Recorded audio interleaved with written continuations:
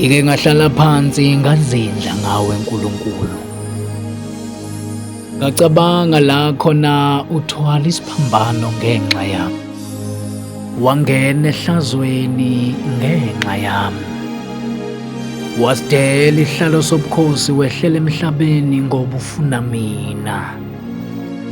Enxebeni lakho lazalwa ibandla. Umthandazo wami wanamhlanje Thixo wehlukile. Kade ngibheka Thixo usizi nenhlupheko olwehlele thina singabantwana bakho. Inyembezi emehlweni ethu azikasuleki, sisakudinga Nkulunkulu. Sinethemba lokuthi ngemvimbo yakho saphiliswa kodwa kusenezifo engakalapheki, sisakudinga Nkulunkulu. Wasithembisa ukuthi ngeke usibulale ngamanzi kodwa kuney'khukhula ey'fike ziqede abantwana bakho. Ukudlwengulwa kwabantwana abancane nabadala kuyanda.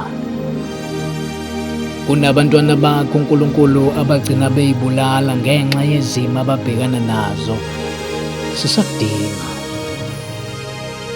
Thixo sesiphilela ukuhleka mangabe siphambi kwabantu kodwa mangabe sisodwa Nkulunkulu siyakhala sidinga wena.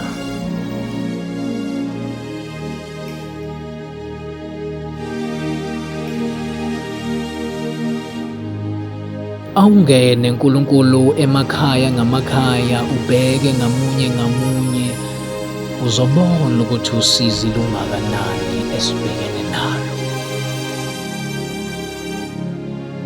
Kuyiqiniso ukuthi mangabe ungekho Thixo siyahluleka ngokwethu. Mangabe ungekho wena njengobaba akuhambi kahle, vela uzibonakalise phakathi kwabantwana bakho ukuthi ukhona njengobaba.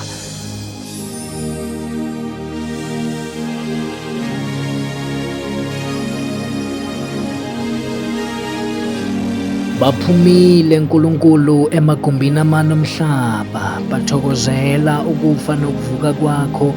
Ovukweni lakho Nkulunkulu ngiyacela ukuthi ukhumbule ngamunye ngamunye.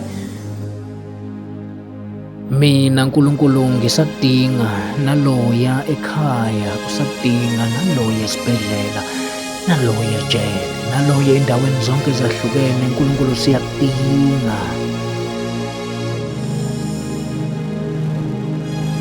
Mangabe sithi uvukile, sinethemba lokuthi uvuke nokuphila kwethu, uvuke nenkazimulo yethu, uvukele ukusasula inyembezi, uvuke nokusipha amandla amasha, uvuke nokusiqinisa la sibuthakathaka khona.